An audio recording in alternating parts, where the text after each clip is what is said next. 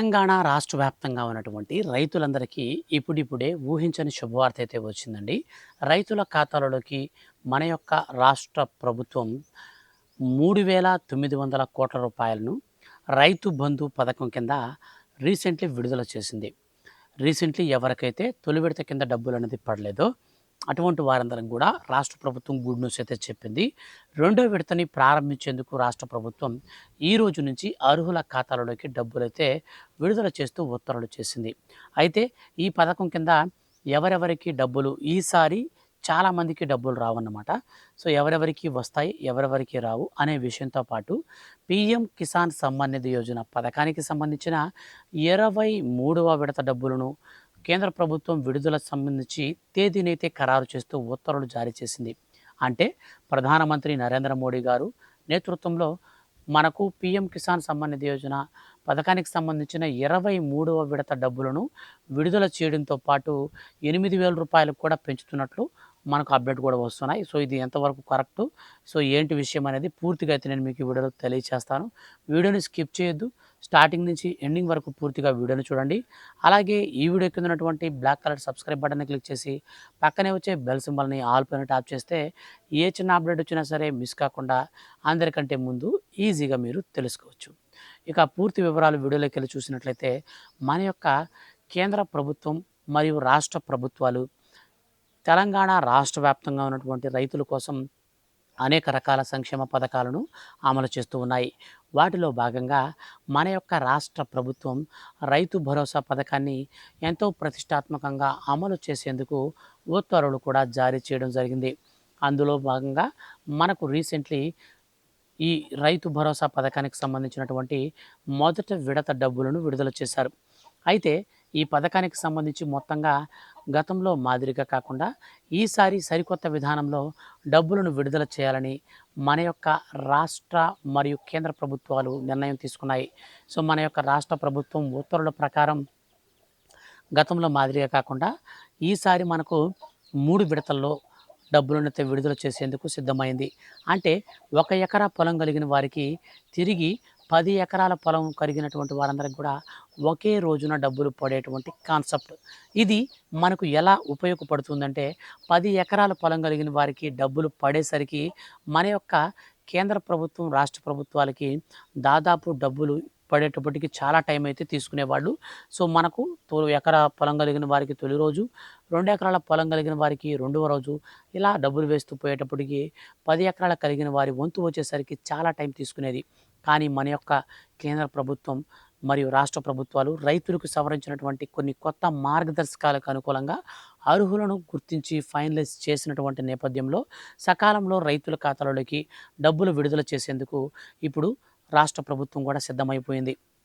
ఈ నేపథ్యంలో మన యొక్క తెలంగాణ రాష్ట్ర వ్యాప్తంగా ఉన్నటువంటి రైతులకు తొలి విడత డబ్బులు విడుదల చేసినప్పుడే ఎకరా పొలం కలిగిన వారికి పడేటప్పుడే 10 ఎకరాల వరకు అంటే ఎక్కువ భూమి కలిగిన వారికి కూడా డబ్బులు పడుతున్నాయి. అందులో భాగంగానే ఇప్పుడు రీసెంట్లీ మనకు రెండవ విడత డబ్బులను మనకు ఈ రోజు నుంచి రైతుల ఖాతాలలోకి విడుదల చేయడం కోసం రాష్ట్ర ప్రభుత్వం సిద్ధమైంది. మనకు నేరుగా ఈ రోజు నుంచి రైతుల ఖాతాలలోకి రెండవ విడత కోసం 2,790 కోట్ల రూపాయలను విడుదలైతే చేస్తుంది. ఈ రోజు నుంచి మనకు 5 ఎకరాల కంటే పైన మనకు 8 ఎకరాల లోపల కలిగినటువంటి వారందరికీ డబ్బులైతే విడుదల చేస్తుంది రాష్ట్ర ప్రభుత్వం. సో మొత్తంగా ఈ డబ్బులు వచ్చేసి అర్హుల ఖాతాలలోకి మనకు డబ్బులు అనేది విడుదల చేసినటువంటి 2 గంటల్లో ఖాతాల్లోకైతే వస్తాయి.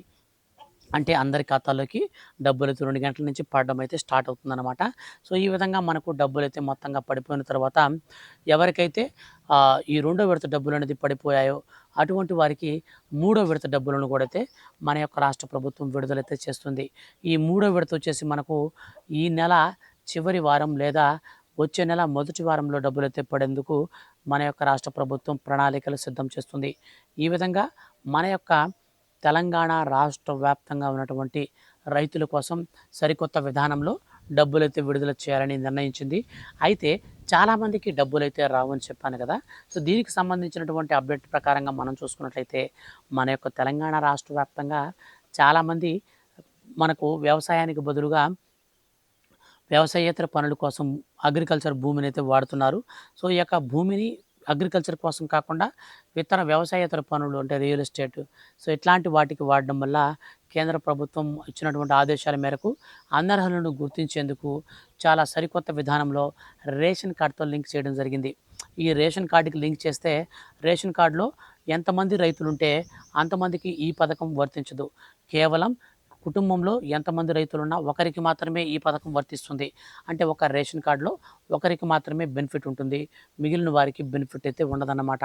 సో ఈ విధంగా మన యొక్క కేంద్ర ప్రభుత్వం ఆదేశాల మేరకు కేంద్ర ప్రభుత్వం ఏదైతే పీఎం కిసాన్‌కి అవలంబిస్తుందో వాటిని ఇక్కడికి మనకు చేంజ్ అయితే చేశారు. అండ్ ఇంకొక చాలా చాలా ఇంపార్టెంట్ అయిన విషయం ఏమిటంటే మనకు ఒకేసారి ఈ డబ్బులనేది ఖాతాల్లోకి పడతాయి కదా!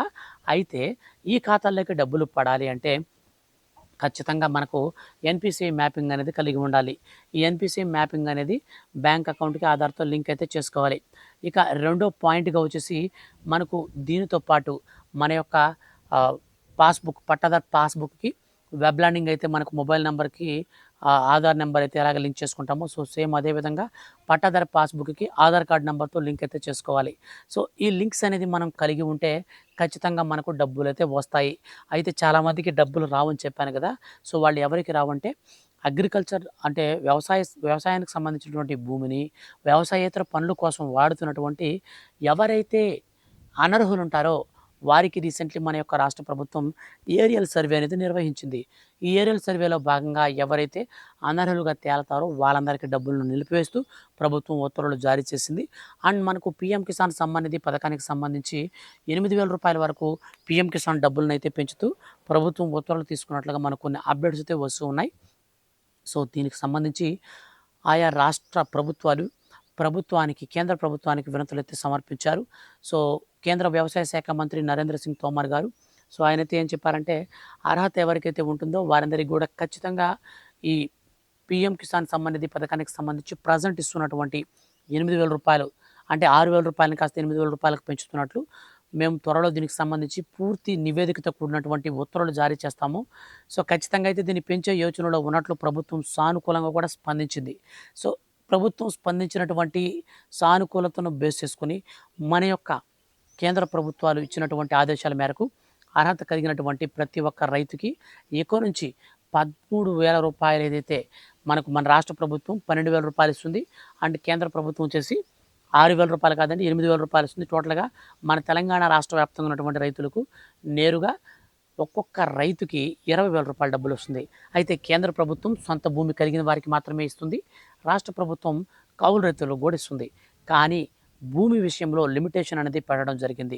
కేంద్ర ప్రభుత్వం లిమిటేషన్ ప్రకారం 5 ఎకరాల కంటే తక్కువ భూమి ఉండాలి. కేంద్ర ప్రభుత్వం కాకుండా మనకు రాష్ట్ర ప్రభుత్వం చూసుకున్నట్లయితే 10 ఎకరాల వరకు కిందకైతే ఉండొచ్చు. అయితే ఈ కేంద్ర ప్రభుత్వం రాష్ట్ర ప్రభుత్వాలు ప్రవేశపెట్టినటువంటి నివేదికల ప్రకారం కుటుంబంలో ఒకరి కంటే ఎక్కువ మంది రైతులుంటే వారికి నిర్దాక్షిణ్యంగా పథకాన్ని ఆపివేయాలని ఆదేశాలు కూడా జారీ చేసింది రాష్ట్ర ప్రభుత్వం. సో ఎందుకనంటే గతంలో 2019 మనకు ఫిబ్రవరి తర్వాత ఎవరైతే కొత్తగా పట్టాదారు పాస్బుక్లు చేయించుకున్నారో వాళ్ళందరూ కనుక ఒకే కుటుంబంలో ఉంటే వాళ్ళకి ఎవరికి డబ్బులు రావు. కుటుంబంలో ఒకరికి మాత్రమే ఈ యొక్క బెనిఫిట్ ఉంటుంది. అంటే ఒక కుటుంబాన్ని ఒక యూనిట్గా పరిగణించినటువంటి మన యొక్క రాష్ట్ర ప్రభుత్వాల ఆదేశాల మేరకు ఒకరికి మాత్రమే డబ్బులు వస్తాయి, మిగిలిన వారికి డబ్బులు రావు. సో మీ కుటుంబంలో ఆల్రెడీ 2-3 రైతులు ఉంటే అందరికి కూడా అప్లై చేయొద్దు, ఒకరికి మాత్రం అప్లై చేసుకోండి. ఎందుకంటే అందరికీ అప్లై చేస్తే మీ రేషన్ కార్డులో ఉన్నటువంటి వారందరినీ కూడా చూపిస్తుంది. సో అప్పుడు మీకు ఖచ్చితంగా డబ్బులైతే క్యాన్సిల్ చేస్తారు. అందుకనే ఈకేవైసీ ప్రోగ్రామ్ కూడా అయితే ఉంటుంది.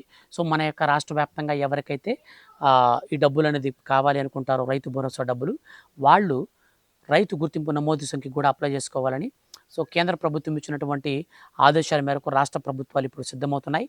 అందులో మన తెలంగాణ ప్రభుత్వం కూడా సిద్ధమైంది.